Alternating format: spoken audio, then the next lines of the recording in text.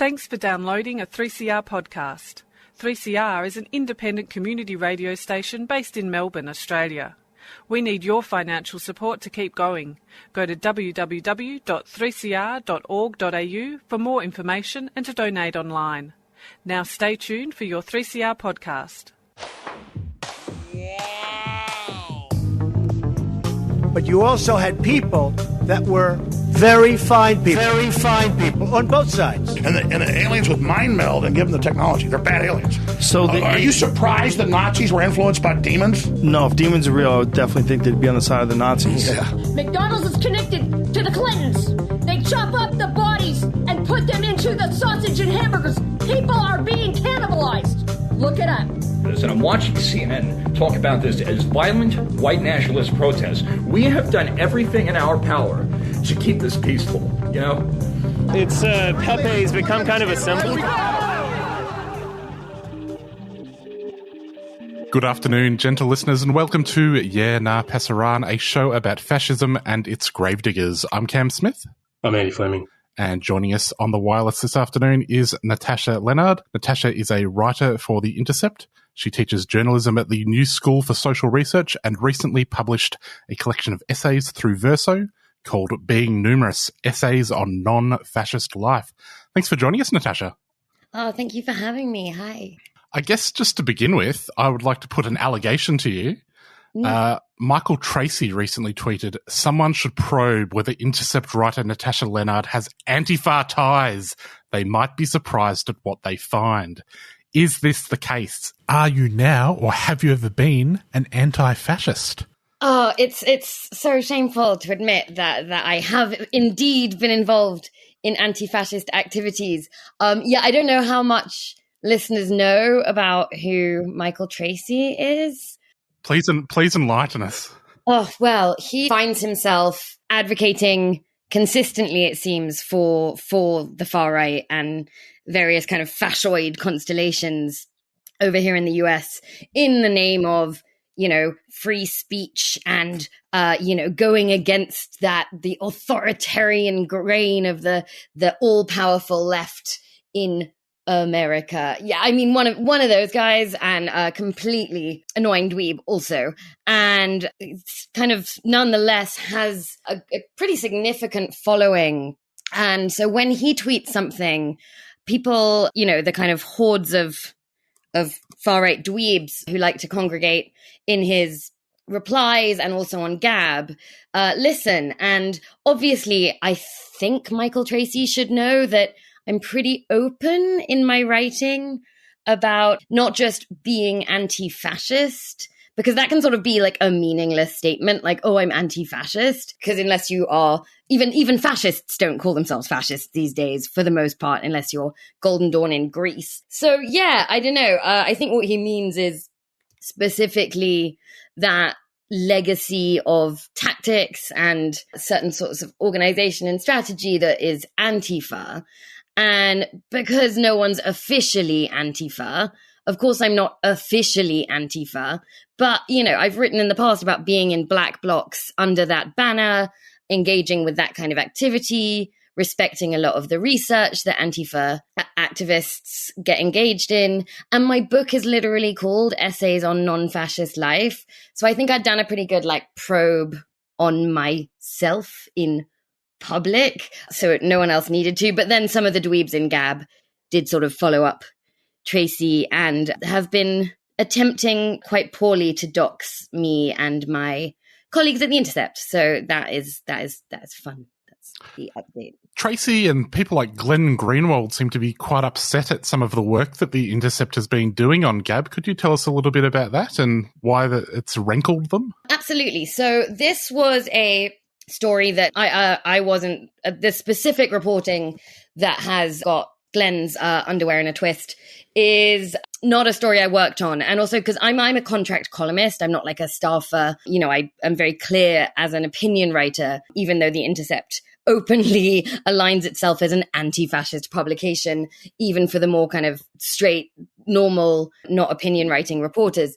But a couple of staffers put together an investigative report, which included a video revealing far-right figures major far-right figures, online personalities, who had been involved in what they call journalism that had largely been dedicated to, causing problems and exposing people involved in Black Lives Matter activity. So The Intercept reported on these people based on a number of leaks, which involved identifying people involved in this far-right faux reporting activity. Or we can just call it far-right fascist reporting. Glenn, Mr. Two Sides, absolutist freedom of speech, content doesn't matter, politics doesn't matter, thinks this is wildly hypocritical because were anti-fascists or indeed Black Lives Matter activists to be revealed if they're major figures, then this is monstrous work. The Intercept was very clear that it was only interested in publishing details about public figures. This was not doxing normal fasci civilians. So that's one thing. But beyond that, it's really striking to me, and this goes far beyond Glenn Greenwald and Michael Tracy, that people treat the kind of anti-fascist versus fascist constellations and groupings as if they're just sort of this matter of taste, and we want this world where the fascists and the anti-fascists can both get along. And I'm like, no, I want to not have fascists. So I think it's totally fine to do the work of reporting on revealing and exposing people involved in far-right fascist activity and aligning with a politics that's invested in that. I mean, if it were me as an opinion writer and a columnist, unlike my, dedicated colleagues at The Intercept, I would have gone further and said, look, I don't care about exposing the far right and fascists, regardless of whether they're public figures. But in fact, my colleagues played far more by the traditional journalist rulebook. But Glenn, who once again has found himself on the side of the far right, thought this was disgraceful and doing the work of the state, ignoring the fact that the state has shown itself again and again to not be particularly interested in going after white supremacists. More generally, Natasha, in the last few years, when I think of figures like Tracy and Greenwald and a number of others, there's some sense in which they're speaking from an ostensible leftist position, or there are leftist critics of anti-fascist political organising and action. And there seems to be some kind of further conceptual confusion about left-wing approaches, not only to the questions of anti-fascism, but progressive politics more generally. What's your reading of the kind of, the flux in ideas in that particular domain and how it reflects on journalism? Because I'm also reminded of groups like, Project Veritas, which is also undertaking some kind of journalism, but which has quite explicit political aims. Yeah, I mean, it's people can you can have a political bent within your journalism. Indeed, everyone does, especially those who claim not to. We find ourselves in a funny kind of, I guess it's a quandary, and I'm still not sure where I kind of fall on this, where when you have someone like Glenn, who has a, really, really long history of going above and beyond for the far right and has done some excellent journalism in support of things that we might all want defended and exposed. Keep in mind, he never did any of that stuff on his own. The question of are parts of his work, is part of his outlook leftist? Could the same be said for Tracy? Could the same be said for, this huge variety, this huge grouping of nationalists on the left? So you've got, and this is not just in the US, you have this in Germany, you have this in Britain, really kind of violently in Germany and the US though, and historically so, people who think that, you have to shut down immigration to help the working class, as if the working class weren't largely constituted by immigrants too, and that labor segmentation helps capital. It doesn't help any working class. So that aside, we've got a lot of what you might call, we might say, oh, they're so-called leftist or self-identifying leftists at times, even though Glenn isn't. But a lot of these nationalists are like Angela Nagel. But, we can either say they're alleged leftists, so-called leftists, or we could admit that actually the left is heterogeneous and it's not always how we want it to be. And there's a long history of the bad aspects of the left. In the same way, when someone is a transphobic person from a history of radical feminism, we can say they're not real feminists, or we can say, actually, some of the politics and habits and tendencies we really want to hold up have really complicated and really poisonous histories in some ways. And we have to actually reckon with those. So we have to reckon with transphobic feminist TERFs if we want to remove that from our feminism and the feminisms we want in the world. We have to reckon with the fact that, there are leftist forces in many, many ways, rightly described as leftist, which are pro-border, racist, xenophobic, anti-feminist. So, that those aspects of the left, I don't think we do good analytic work in saying, oh, that's not the left, that's the so-called left. And I find myself doing it sometimes. I'm like, oh, so-called leftists who want, strong immigration controls. But they're not. They're just bad. Like, they're part of the left, and it's a bad part. And so I think we have to reckon with that, and it sucks, but we do. One of the other points of controversy in relation to anti-fascist political activism in particular revolves around the question of violence. And you have some discussion about this in your book about Non-Fascist Life. Can you talk to why you think violence has emerged as being such a contentious issue?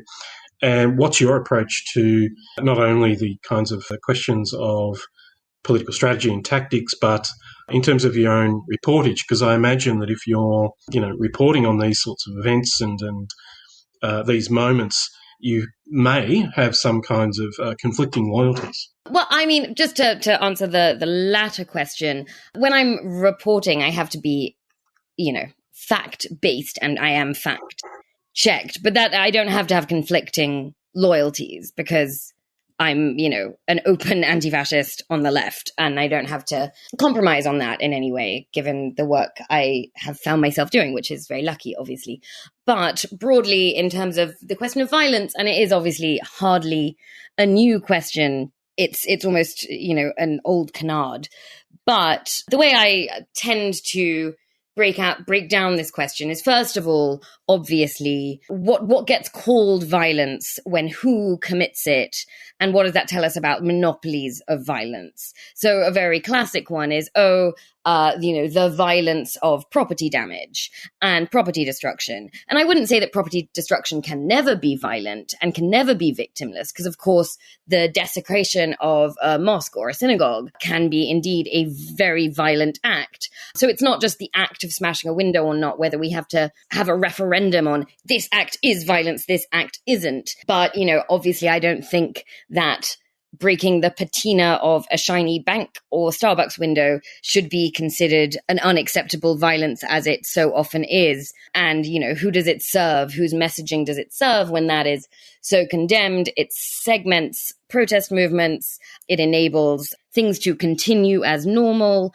I think it should be noted that the largest uprisings in our generation in the US last summer following George Floyd's execution were very, very much catalyzed by the burning down of a police station in Minneapolis. So this kind of mythology, this very liberal mythology of if you start breaking things and there's fire, no one will support you and you will alienate the average person. And we did see a lot of that discourse. But by the same token, the week after that happened, we saw more people on the streets than ever for a variety of reasons, but that can't be ignored, that causality in that particular moment. And, and you saw similar things in how the kind of civil rights movement has been whitewashed. People talk about the March on Washington, and people talk about Martin Luther King, whose name gets so sullied because it's so whitewashed, when of course he very much understood the value of a riot as the voice of the unheard, and that major civil rights legislation would not have happened had there not, as well as very important nonviolent civil disobedience on a mass scale, been riots in cities across the US. I think that's just historically super important. Same if we think about abolition of slavery and, slave revolts and marronage and the Haitian slave revolt, this idea that everyone just kind of decided and Lincoln freed the slaves, and it's offensive. It removes agency, and it also misplaces a story of violence and non-violence. One of the things we see all the time, and I mentioned this in the book and the press, the media, is really guilty of this, is when they talk about demonstrations or protest movements or protest events turning violent. And you'll see this a lot, like the protest turned violent. Very rarely do you see it noted that the violence in the moment is often activated by riot cops or just police in general. But that aside, even the idea of an event turning violent is misplaced discursively. Because if you live in a state of affairs, as we do, when Black people are executed at a kind of regular clip by cops, there's people of color dying at rates far higher when they are people of color, immigrants stuck at the border, unable to survive, decimation in very disparate ways of our environment, the occupation of Palestine. I could go on. This is a state of violence. And then asking the people who are forced to live under it, who cannot turn from it, to stop turning to it. There's no background state of peace. So calling for peace is such an empty thing to do because there is no peace. That it's just not a situation available. So if we are going to talk about violence at all, and we talk about oppressed people using what at times is described as violence or, property destruction, it's often a counter-violence. And that's true if anti-fascists punch fascists at a demo. When Richard Spencer, the neo-Nazi, got punched on the day of Trump's inauguration, I celebrated it very publicly, as did a number of people, but I got a lot of, got in a bit of trouble for that. Nothing formal, but just, online. And it seemed absurd to me that, it wasn't understood that a state in which there are Nazis freely organizing isn't seen as a state of pre-existing violence. So anything, if we are going to talk about violence, should be framed as counter-violence and, judged in terms of strategy and tactics rather than pre-drawn lines of non-violent protest equals good, violent protest, however we choose to decide it, usually along terms that the state has preordained, equals bad. It's historically false, and it creates divisions in liberation movements that shouldn't be there, that don't serve those movements. And it's, the oldest liberal trick in the book. It's, Martin Luther King complained about the white moderates from his letter from Birmingham jail, the white moderates who prefer order to justice. And the fact that we still see this by the very people who would so happily cite Martin Luther King all the time, it's just exhausting. But I don't expect the so-called debate, to end anytime soon. You're listening to Yeah Nah Passaran on 3CR, 8:55 AM, 3cr.org.au and 3CR Digital on your DAB radio. We're currently talking to Natasha Lennard about Non-Fascist Life. Speaking of Trump's inauguration, you mentioned that you didn't get in trouble, but you very, very almost did, as hundreds of people did that day. What do you think can be learnt from the policing of Trump's inauguration, and I suppose what you might call the mirror event to that, January 6th of this year? So I think they were on the exact days themselves, they were obviously treated as very different events. So on January 20th, 2017, Trump's inauguration, riot cops were absolutely at the ready to mass arrest and catch, grab, and aggressively repress any sort of action that day. And the Black Bloc, the anti-fascist bloc that marched that day, you had broke some bank windows and some Starbucks windows. 300 people plus were mass arrested, faced huge federal charges. Obviously, during January the 6th, there were very, very few on-site arrests, despite the fact that the Capitol building was under siege. I'd never seen anything like it in my life. But, obviously since then, there have been a huge amount of arrests and people are facing major charges. So the treatment is certainly different, but it's not that the January 6th rioters aren't facing anything of severity. But that's got to be put in a broader context of white nationalists, white supremacists being again and again shown to be, even by, documents, even in documents of federal law enforcement, affirmed again and again to be the most deadly extremist threat in the US by far. And yet so much effort has been made in the last year to try and focus politics, law enforcement interest and investigation into anti-fascism and Black liberation struggle. And so I think the treatment of January 6th rioters is probably the most, that's the most hardcore we've seen in terms of a law enforcement response to something that widespread. But they literally sieged the Capitol building. And, it's not, I don't think they're evil because they sieged the Capitol building. I think they're evil because they're right-wing white nationalists who want a white hair-invoked democracy with Trump at its head. I'm not particularly against people breaching, many people would disagree with me on this. There are types of protest strategy that do involve challenging this government space and breaking into government space and occupying it. There's grand histories of that being done for really wonderful reasons. I detest the Capitol Hill protesters, not because they broke the law, but because they did it in the name of fascism. Speaking of fascism again, there's a number of ghosts which populate your text. And one of them that I'd like to address is you describe fascism as a kind of latent tendency which can emerge in different moments and can be expressed by individuals and groups and movements, something worth paying attention to. Do you think that we're all kind of haunted by the prospect of becoming fascists? And how does that enter into an everyday practice of anti-fascism?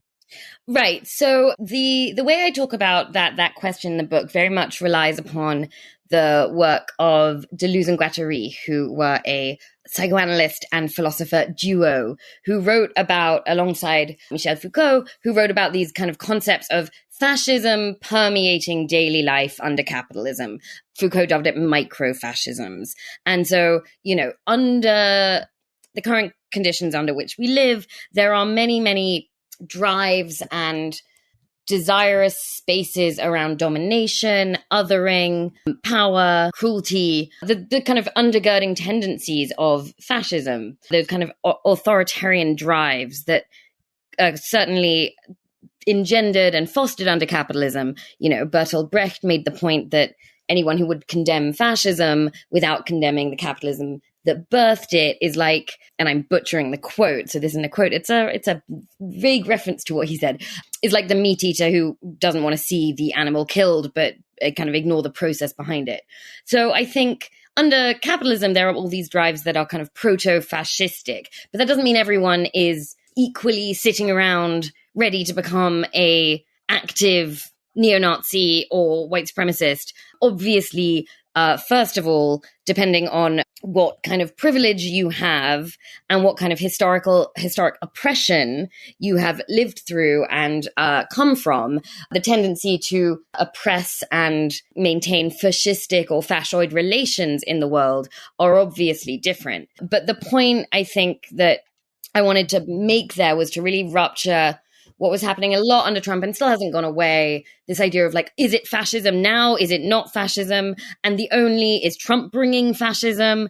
And the only notion of fascism we had in that discourse seemed to be how similar Trump and Trumpism was to, Hitler and Mussolini, which ignored so much, excellent 20th century and 21st century thought about different modes of fascism in current society, and it not just being this kind of regime of the early mid-20th century that was felled and could return. It's spectral and actual in many, many ways. And I think part of what is important in the US context too is that it wasn't just European theorists like the ones I've noted who were making this point about fascism not being an aberration of, but continuous with modernity and indeed liberal democracy are the Black Panthers and writers and thinkers and activists and liberation fighters within the Black radical tradition who,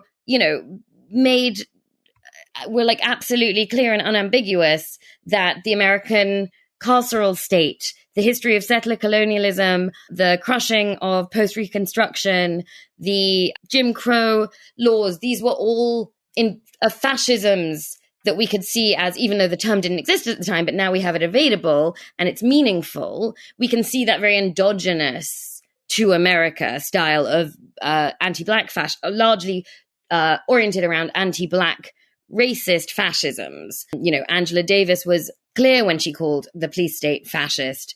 There were anti-fascist organizing committees that the Panthers and the Rainbow Coalition helped put together. But we sort of lose that in this history, in this discourse. We lose that history in a discourse that's like, is Trump a fascist? Is he like Mussolini? Are we saved from fascism now? So I just think paying attention to those histories and the specific anti-Black fascisms of which apply to other racist fascisms in the US too. But then also, you know, how does that make sense that it isn't just a regime? What are we talking about? We are talking about domination, othering, caging, territorial removal, expulsion, expropriation, these kind of things that happen under liberal democracy all the time. And we should be ready to see the fascisms in them. Natasha, one of the other tensions you identify in your book is that between the importance of state recognition in various political struggles and the need to escape that framing. This is especially from an anarchist or anti-status perspective.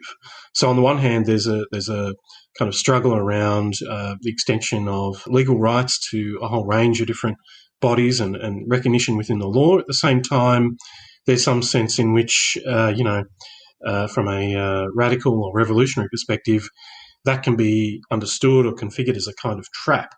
So I'm wondering if you can further elaborate on what you think are the tensions between recognition and liberation. Absolutely. So I think in the state we live now, the state of affairs in which we currently live, the body, the authority that can grant liberties and rights or withhold them for the most part is the Western, modeled after the Western nation state and all the violences that entails. But, you know, what kind of privilege does it require to say, oh, you know, I don't like that, so their recognition means nothing to me, and I don't have to live through that. You know, any person who is fleeing persecution, trying to live in a different country, applying for asylum, just applying to immigrate. I emigrated to the US, certainly from Britain, huge point of privilege, but had to have my former marriage recognized by the state to stay here. So I think this idea that it's this unavoidable thing, and to not take it seriously and fight for it to be expansive and as generous as possible would throw just far too many people and struggles and lives under the bus.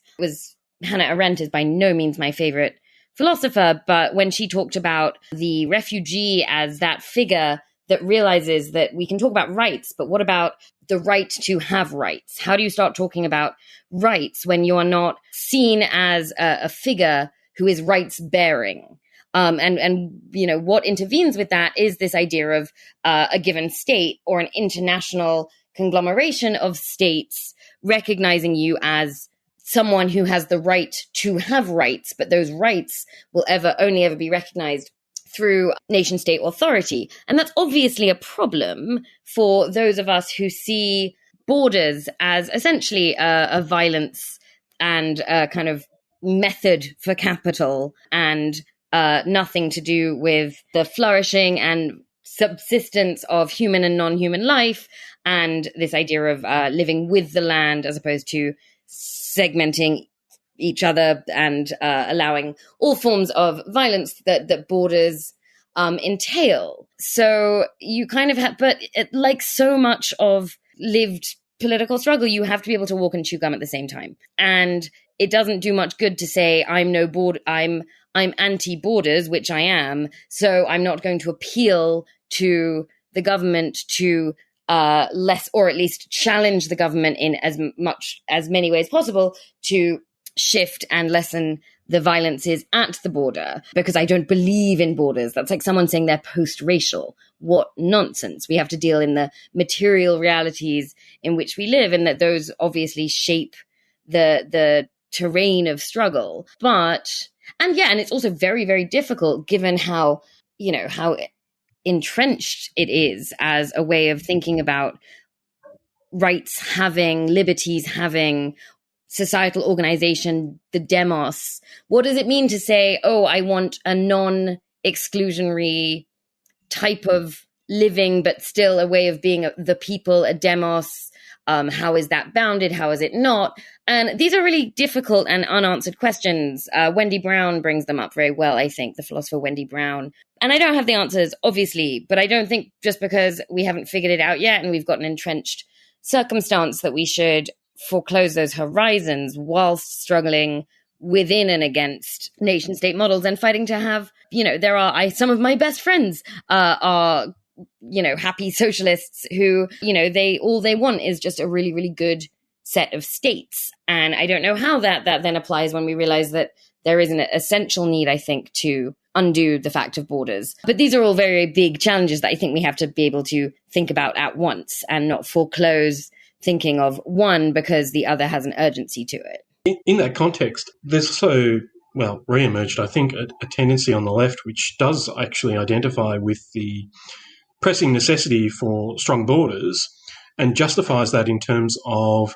the protections it affords workers in particular and working class people constituted through the nation, which in turn leads into or seems to reinforce various debates about this notion that on the one hand you have a class politics and on the other hand you have an identity politics. I'm wondering if you can speak to, because I find that conversation generally pretty unhelpful, but what do you think about this kind of notion that the state can and leftists should devote their energies to promoting some kinds of borders at least, and do so in the name of protecting workers' conditions and so on?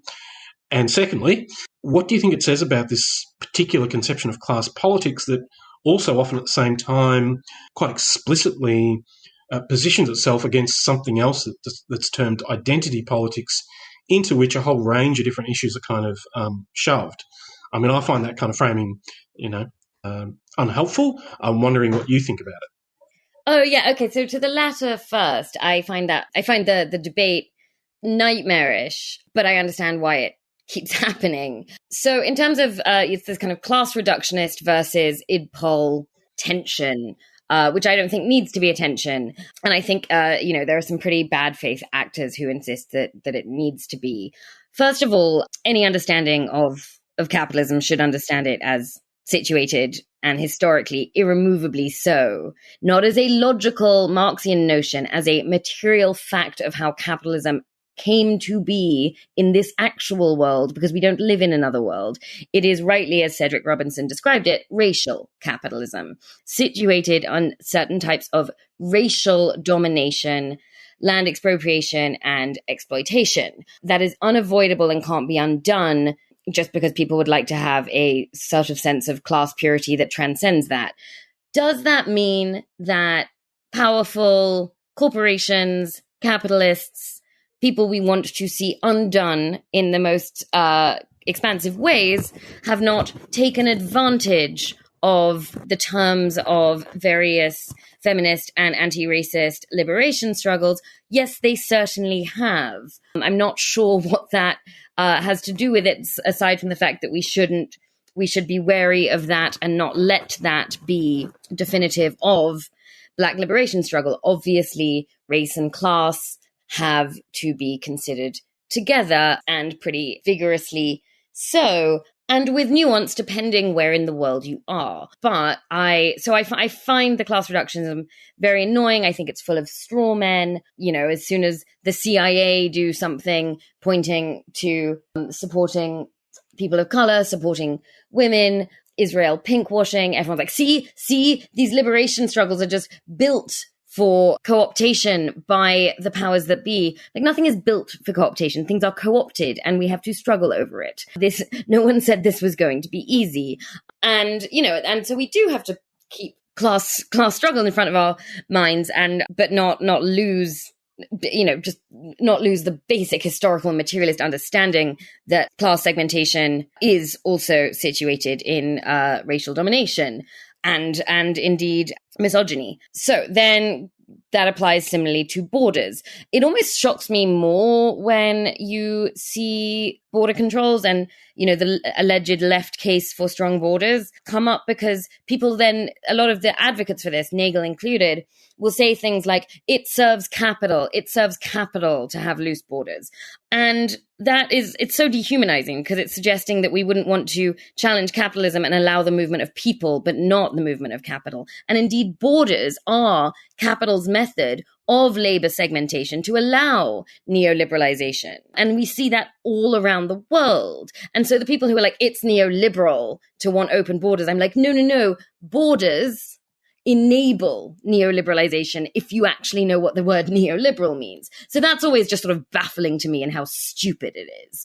And it also just speaks to who people think the working class is, and which many millions of the working class people are willing to throw under the bus because of their mythic ideas of who it should be. And so all the undocumented people who work in the ever-growing care industries in this country, are they not appropriately working class enough? And in what way will closed borders protect them? It hasn't so far. So I think we have to keep firm in knowing that our enemies are not other aspects of the working class because they come from different countries, and that indeed it serves capital to act as if that was so, and it always has. And I understand how these ideologies have come into being and how they can actually be very enticing, and that sort of framework and that sort of tendency undergirded horrors in US history like the Chinese Exclusion Act.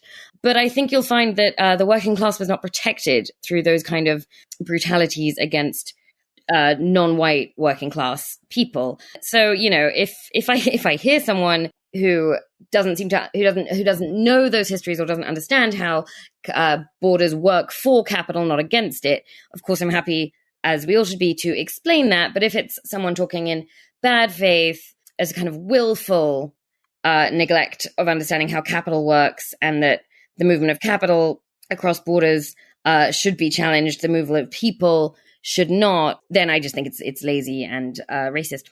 Finally, Natasha, one thing I noted in reading your book is the concept of necropolitics is employed at various points. I'm wondering if you can just explain to the listeners what that means, and also how does it contrast with, or what's the relationship between, a politics of death and a non-fascist life? Right. So I did not make up the term necropolitics. The philosopher Achille Mbembe did. And what it means is it's a kind of challenge to an expansion on Foucault's notion of biopolitics, which is we move away from an understanding as the sovereign of just, the king who decides who lives, who dies, but governance as the management of life. And Mbembe says what that misses, especially in formerly colonized and colonized parts of the world, is the governance that relies on keeping people in bare life and proximity to death, and readily bared and made available to death. And I think you see the way that that's so fiercely been the case and has been kind of the ordering of the ordering regime in which we currently live, when you look at who was forced to work and let to die in the pandemic. And that's just a very kind of clear example for people who weren't, necessarily paying attention beforehand. So when we think that things being necropolitical as opposed to biopolitical, it's not just about the management of life. It's an orientation to who can be driven to this kind of zombie state of near death, colonized near death, slavery, and indeed death. So the refugee trying to cross the Mediterranean in a dinghy when people are popping across that same stretch of water perfectly safely in yachts, for example, that's a necropolitical order. This isn't about the management of life. This is about the readiness to let death be the kind of way in which people are, the exposure to death being an acceptable way to enforce people's lives to be lived. Oh, and what was the second question? Sorry. How you would place this concept in terms of, evoking some notion of a non-fascist life. Well, I think it's definitely, there is something incredibly fascist about a kind of an ordering regime in which many people's because of racial capitalism and transmisogyny and other forms of violent hierarchy, are forced into states of near death or let to die. That to me is a fascist order full of everyday fascisms and really quite formal fascisms, the kind of formal fascisms of a zero tolerance border and mass incarceration and, refusal to let people not die in dinghies, trying to get to land and countries that can well manage their presence and indeed benefit from it. So I think non-fascism and indeed, anti-fascism in a very active sense has to look at the points of necropolitical governance's most violent and everyday violent appearances and work against them and see what structures that we maybe don't notice ensure that those are continued. For example, normalizing borders as somehow transhistorical and the modern nation state is somehow the only possible way we could organize ourselves as peoples and a people with non-human life too. So I think those are, to understand that we live under and through a lot of necropolitical systems is crucial to trying to undo any fascisms, be they more formal and regime-like or everyday. Well, let's leave it there. Thanks so much for joining us, Natasha. People can find your work at The Intercept, on Twitter at Natasha Lennard, and of course the book is Being Numerous and is out through Verso. Thanks for joining us. Thanks so much for having me. Well, Andy, that's all we've got time for. Global Intifada is up next. We'll catch you next week. See you later.